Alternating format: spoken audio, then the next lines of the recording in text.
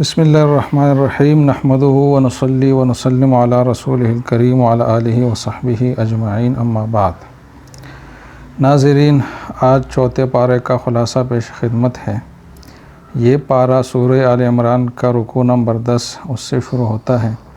لن تنالوا البر حتی تنفقوا مما تحبون۔ اس رکوع میں سب سے پہلے یہ بتایا گیا ہے کہ جسمانی عبادت صحیح معنوں میں اس وقت مکمل ہوگی جبکہ اس کے ساتھ مال عبادت بھی ہو۔ مال عبادت مثلاً زکوٰۃ جو فرض درجے کا ہے، یا نفلی صدقہ اور خیرات، ان کے ذریعے سے جو اہل حق ہے، جو معاشرے کے کمزور طبقات ہے، ان کا تعاون کیا جائے اور ان کے حقوق اس سے ادا کیا جائے۔ پھر آگے یہ بتایا گیا ہے کہ اللہ کے راستے میں ایسی چیز ہرگز نہ دی جائے جو پسند نہ ہو، جس سے بے رغبتی ہو دل میں۔ اور فرمایا گیا ہے کہ جس طرح یعنی تشبیہ بنتی ہے کہ جس طرح نماز گندگی اور نجاست کی صورت میں ادا نہیں ہوتی، تو اس طریقے سے خراب مال سے بھی زکوٰۃ اور خیرات جو ہے نا وہ صحیح معنی میں ادا نہیں ہوتی۔ اللہ کے راستے میں بہتر اور پاکیزہ اور مرغوب مال ہی دینا چاہیے۔ پھر آگے ملت ابراہیم یعنی دین اسلام کے اتباع کا حکم ہے، اور اسی مناسبت سے خانہ کعبہ کی عظمت بتائی گئی ہے، اور یہ بتایا گیا ہے کہ جنگ اور قتل اور خون ریزی اس کے آس پاس نہ کی جائے۔ اور پھر اہل کتاب کی ایک برائی یہ بیان کی گئی ہے کہ وہ حق کو جانتے ہوئے بھی گریز کی اور اجتناب کی اور اس سے بچنے کی راہ اختیار کرتے ہیں۔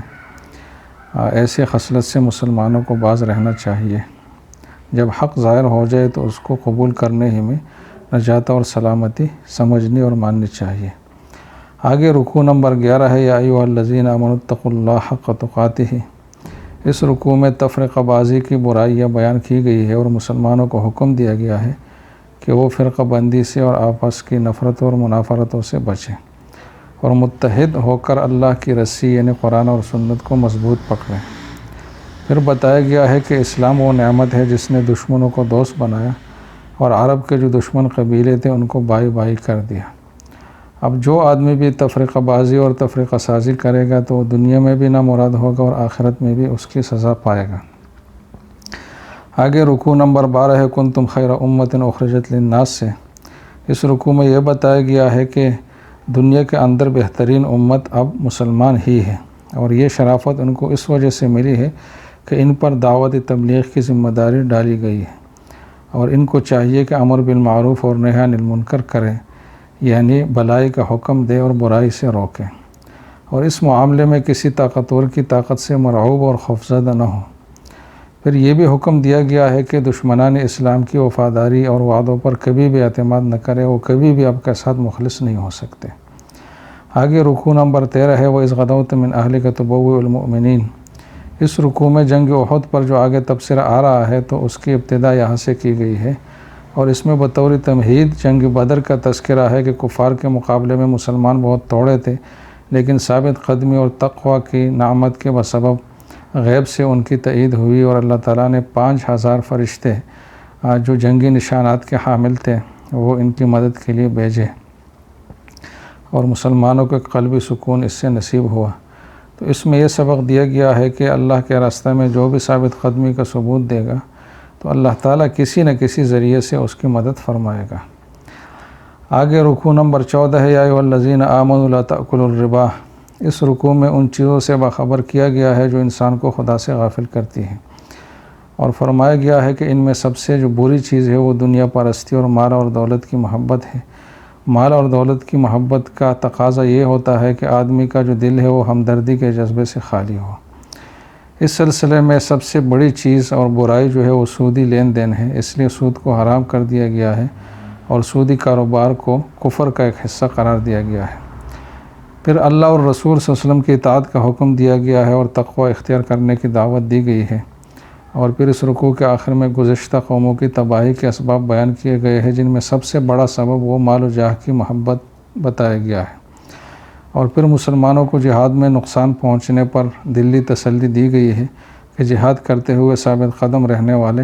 خدا کی نگاہوں کے سامنے ہے، ان کے نقصانات کی تلافی وہ 1000 کرب درجوں سے انشاءاللہ آخرت میں اللہ تعالیٰ فرمائے گا، لامحدود تعداد میں۔ آگے رکوع نمبر 15 ہے وما محمد الا رسول۔ اس رکوع میں جنگ احد کے موقع پر جو جہاد کرنے والوں سے غلطی ہوئی تھی اس پر تنبیہ کی گئی ہے، اور اس وقت مسلمانوں کو جس تکلیف کا سامنا کرنا پڑا تو اس کے 2 سبب بتائے گئے ہیں کہ جس وقت مسلمان فتح ہونے کے قریب پہنچے تو مجاہدین مال غنیمت جمع کرنے میں مشغول ہو گئے، اور ایک جماعت جس کو حضور صلی اللہ علیہ وسلم نے پہاڑی پر کھڑا کر کے ان کو حکم دیا تھا اور تاکید فرمائی تھی کہ حکم ثانی کے بغیر یہاں سے آپ نہ جائیں، تو افسوس کے ساتھ وہ جماعت بھی مال غنیمت جمع کرنے کے لیے پہاڑ سے اتر آئی، تو ایک یہ خلاف ورزی ہوئی امیر کے حکم کی۔ دوسری بات یہ بتائی گئی ہے سبب کہ جنگ میں یہ افواہ اڑائی گئی تھی کہ نعوذ باللہ رسول اللہ صلی اللہ علیہ وسلم کو شہید کر دیا گیا ہے، تو اس خبر کو سن کر کچھ لوگوں کے پاؤں اکڑ گئے اور وہ میدان سے بھاگنے لگے۔ تو اس رکوع میں یہ بتایا جا رہا ہے کہ تم دین حق کے لیے جنگ کر رہے تھے، کسی انسان کی ذات کے لیے نہیں کر رہے تھے۔ اللہ کے رسول اللہ صلی اللہ علیہ وسلم کی عظمت اور محبت تو مسلم ہے، مگر آخر وہ انسان ہی تو ہے، کسی نہ کسی وقت ان کو رخصت ہونا ہے دنیا سے، تو کیا پھر تم جاہلیت اور کفر کی طرف لوٹ جاؤ گے؟ جہاد کا مقصد تو صرف اللہ کے نام کو بلند کرنا ہے، تو کسی شخصیت کی ذاتی اس کے لیے جہاد نہیں ہوتا۔ یہ اس رکوع میں سبق دیا گیا ہے، اور آخری آیت میں یہ سبق ملتا ہے کہ مسلمان جو ہے وہ رسول اکرم صلی اللہ علیہ وسلم کی عدم موجودگی میں بھی آپ کی عطا کردہ شریعت پر جو قرآن اور حدیث کی شکل میں ہے، جو ابدی اور ہمیشہ کے لیے چشم ہدایت ہے، اس پر ایسا ہی عمل پیرا رہیں گے جیسے کہ حضور صلی اللہ علیہ وسلم کے حیات میں مسلمان دین پر عمل کرتے تھے۔ تو حضور کے دنیا سے تشریف لے جانے سے یہ نہیں ہونا چاہیے کہ دین پر عمل کرنے میں کوئی سستی آ جائے۔ آگے رکوع نمبر 16 یا ایھا الذین آمنوا ان تطیعوا الذین کفروا۔ اس رکوع میں جو جنگ احد ہے اس پر تبصرہ شروع ہوا ہے، اور اس میں مسلمانوں کو کفار کے مکر و فریب سے بچنے کی ہدایت کی گئی ہے کہ وہ کفار کا کہنا ماننے کی بجائے اللہ کی مدد کے طلبگار اور اس پر یقین کرنے والے رہیں، اور پھر یہ وعدہ کیا گیا ہے کہ جب تم اللہ ہی کو کارساز اور اپنا مددگار اور سب کچھ سمجھو گے تو اللہ تعالیٰ کفار کے دلوں پر تمہارا رعب ڈال دے گا۔ چنانچہ غزوہ احد میں اللہ تعالیٰ نے اپنا وعدہ پورا کر کے دکھایا تھا، لیکن رسول اللہ صلی اللہ علیہ وسلم کے حکم سے غفلت برتنے کے باعث فتح شکست سے بدل گئی، اور وہی بات کے تیر اندازوں کو پہاڑی پر کھڑا کیا تھا اور وہ مال غنیمت میں وہ ہو گئے، مصروف ہو گئے۔ لیکن ان کی جو شکست تھی وہ ایک عارضی تھی، اور اس کی کیفیت بھی ان کے اندر شکست والی مکمل طور پر نہیں تھی۔ چنانچہ فرمایا گیا ہے کہ عین اس وقت جب مجاہدین زخموں سے چور تھے اور بہت ہی ہوتے تو ان پر غنودگی طاری ہوئی، اور جس کے اثر سے دشمنوں کا جو خوف و ہراس تھا ان کے دلوں سے نکل گیا، تو اللہ تعالیٰ نے اس شکست میں بھی ان کی یہ مدد فرمائی کہ دلی طور پر مضبوط رہے مسلمان۔ پھر آگے منافقین کے اس خیال کی تردید کی گئی ہے کہ اگر ہم مدینہ میں رہ کر جنگ کرتے تو شکست ہمیں نہ ہوتی، تو فرمایا گیا کہ تمہاری تقدیر میں جہاں پہ موت ہوگی وہ بہرحال آ کر رہے گی، یہ جو کچھ ہوا یہ محض اللہ کی طرف سے ایک امتحان تاکہ مومن اور منافق سامنے آئے اور منافقین کے جو دل کے راز ہے وہ کھل جائیں۔ آگے رکوع نمبر 17 یا ایھا الذین آمنوا لا تکونوا کالذین کفروا۔ اس رکوع میں منافقین کی ریش دوانیوں سے بچے رہنے کی ہدایت کی گئی ہے، اور حضور صلی اللہ علیہ وسلم کے رحم دل ہونے کی تعریف کی گئی ہے، اور آپ نے غزوہ احد کے سلسلے میں جو بعض لوگوں کی رائے سے اختلاف کیا تھا اور مدینے سے باہر نکلے جنگ کے لیے، تو اس پر آپ کو تسلی دی گئی ہے کہ آپ کا منصب یہ ہے کہ آپ لوگوں سے مشورہ تو ضرور کریں، لیکن رائے وہی چلے گی اور وہی صاحب شمار ہوگی جو آپ کی آخری رائے ہو، اور اس پر توکل اللہ کر کے عمل کرتے جائیں۔ پھر منافقین کی طرف سے آپ پر خیانت کے جو الزام لگائے گئے تھے ان کی تردید کی گئی ہے، اور آپ کی ذات گرامی کو مومنین کے لیے باعث احسان کہ اللہ کا سب سے بڑا احسان مسلمانوں پر حضور صلی اللہ علیہ وسلم کی ذات گرامی ہے، اور یہ بتایا گیا ہے کہ رسول اللہ کوئی عام انسان نہیں، بلکہ کوئی بھی رسول کوئی عام انسان نہیں ہوتا، بلکہ اس کی جو بعثت ہے وہ اللہ کی کتاب کو لوگوں کے سامنے پیش کرنے اور دلوں کی صفائی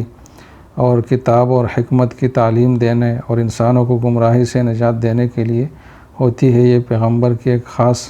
شخصیت، نمایاں شخصیت، امتیازی شخصیت ہوتی ہے، عام انسانوں کی طرح وہ نہیں ہوتا۔ جیسے کہ آج کل پیغمبر کو بعض لوگ ایک عام انسان کی طرح قرار دے کر پیغمبر کا جو فہم قرآن ہے اور اپنا جو فہم قرآن ہے تو اس کو برابر سمجھتے ہیں، جیسے کہ کچھ لوگ ہیں آج کل بھی موجود ہیں۔ آخر میں مجاہدین کو غزوہ احد میں جو جانی اور مالی نقصان ان کو پہنچا تھا اس پہ تسلی دی گئی ہے کہ موت تو بہرحال ہر شخص کو آنی ہے، اور جو کچھ نقصان ہوا وہ دنیا کے لحاظ سے کتنا ہی بڑا کیوں نہ ہو، لیکن آخرت کے لحاظ سے وہ کوئی نقصان نہیں ہے بلکہ بڑی کامیابی کی بات ہے۔ اور یہ بھی بتایا گیا ہے کہ شہید ہونے والوں کو مردہ نہ کہو،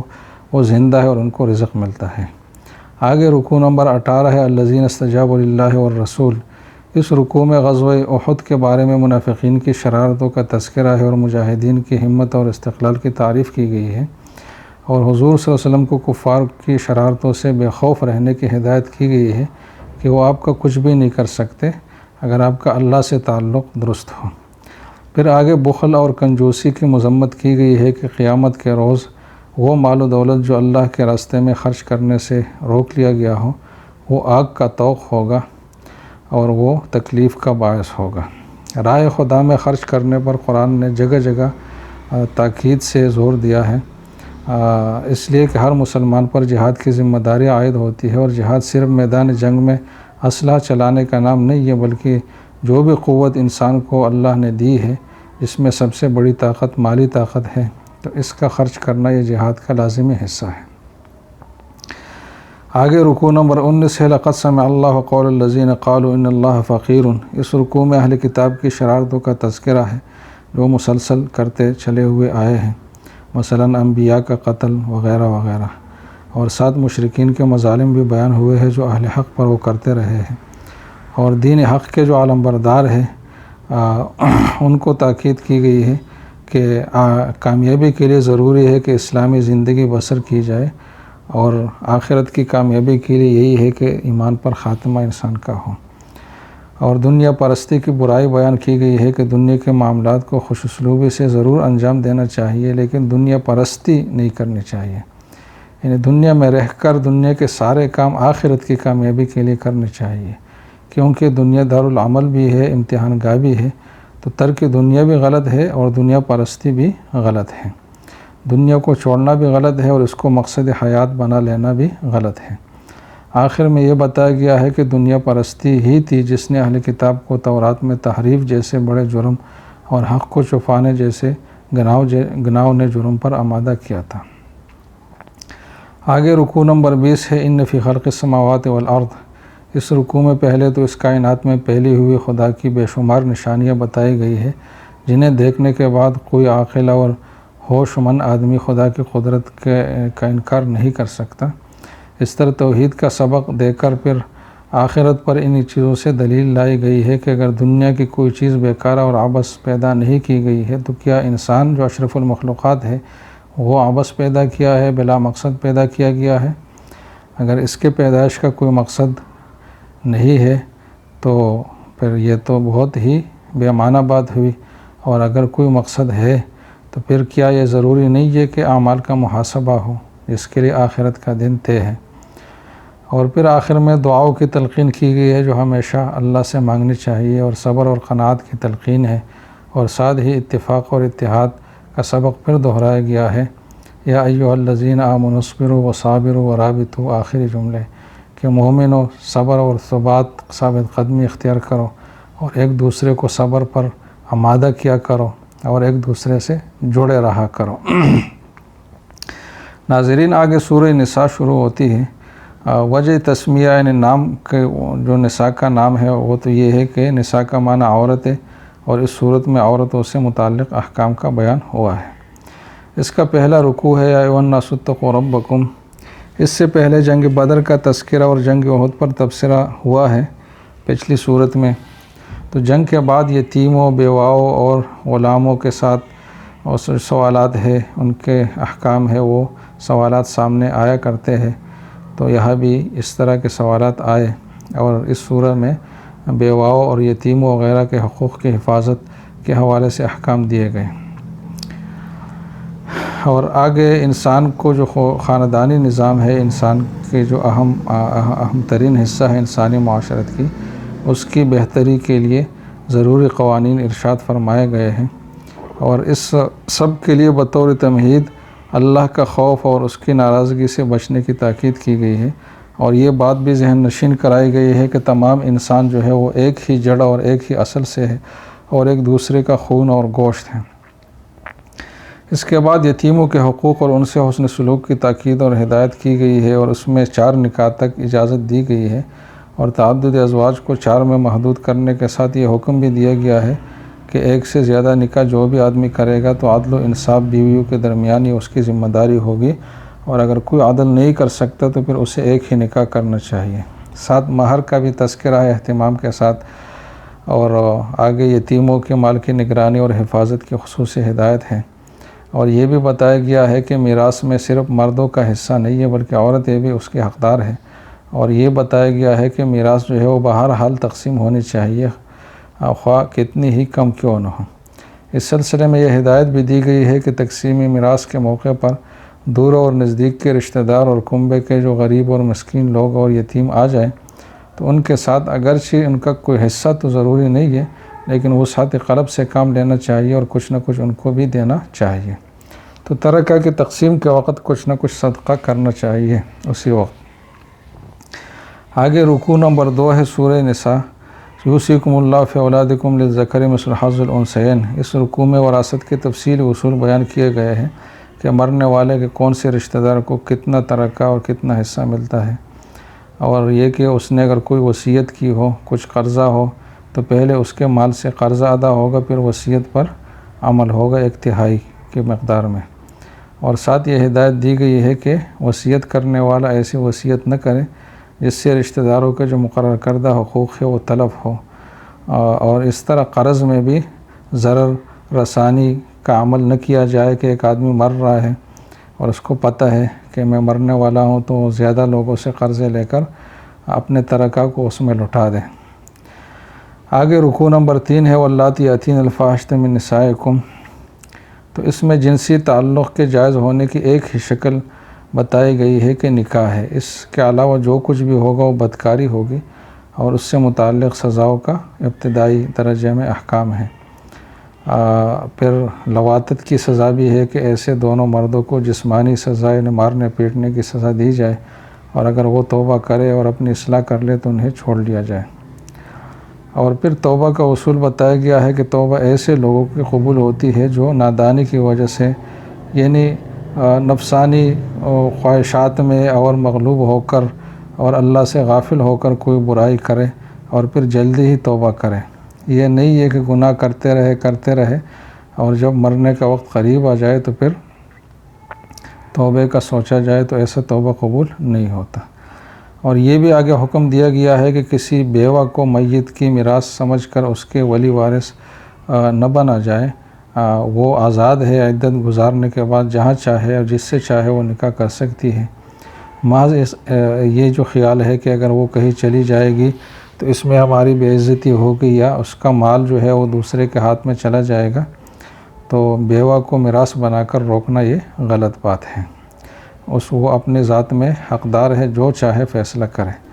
پھر یہ سمجھایا گیا ہے کہ اگر کسی کو بیوی پسند نہ ہو تو فوراً دل برداشت ہو کر اسے چھوڑ دینے کا فیصلہ نہ کرے اور تصور نہ کرے، بلکہ حتی الامکان صبر اور تحمل سے کام لینا چاہیے، کیونکہ بسا اوقات ایسا ہوتا ہے کہ ایک چیز انسان ناپسند کرتا ہے مگر اللہ نے اس میں بہت کچھ خیر اور بھلائی رکھی ہوئی ہوتی ہے۔ اس کے بعد یہ ہدایت دی گئی ہے کہ اگر ایک بیوی کی جگہ دوسری بیوی لانے کا حتمی ارادہ ہی ہو، کوئی اور چارہ نہ ہو، تو پھر پہلی بیوی کو جتنا بھی مال دیا گیا ہے اس سے کچھ بھی واپس نہ لیا جائے۔ آگے رکوع نمبر 4 ہے جو اس پارہ کا آخری رکوع ہے، حرمت علیکم امہاتکم۔ اس میں تفصیل سے ان عورتوں کا بیان ہے جن کو محرمات کہا جاتا ہے، جن کے ساتھ نکاح حرام ہوتا ہے۔ کبھی تو دائمی طور پر حرام ہوتا ہے، جیسے کہ ماں، بیٹی، سگی بہن، پھوپھی، خالہ، بھتیجی، بانجی، رضاعی ماں، رضاعی بہن، ساس وغیرہ۔ اور بعض ایسے محرمات ہوتے ہیں جو دائمی طور پر تو حرام نہیں مگر کسی خاص معنی کی وجہ سے ان کا نکاح حرام ہوتا ہے۔ مثلاً 2 سگی بہنوں کا جو نکاح ہے وہ اس طریقے سے نہیں ہو سکتا کہ دونوں بیک وقت نکاح میں جمع ہوں۔ ہاں اگر ایک فوت ہو جائے، اس سے طلاق ہو، عدت گزر جائے تو پھر دوسری سے نکاح ہو سکتا ہے۔ تو یہ مشروط طور پر ممانعات بھی کچھ خواتین کے حوالے سے بیان کی گئی ہے۔ السلام علیکم ورحمۃ اللہ وبرکاتہ۔